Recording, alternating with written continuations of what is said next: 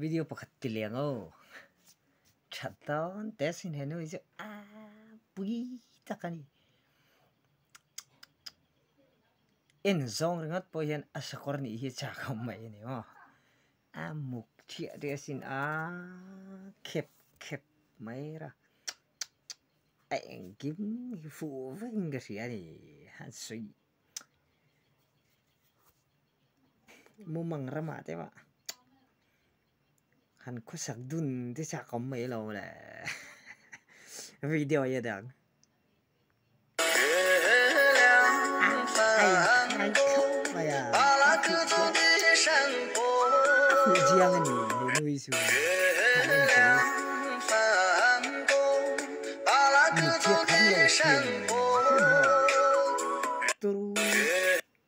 anh mẹ bốc xia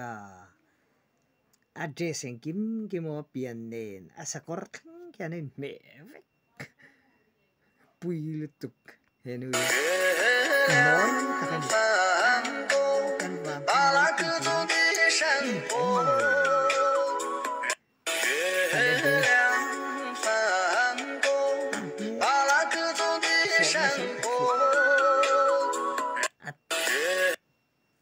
ngora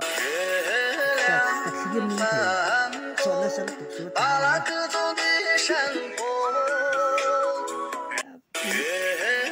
amoy ni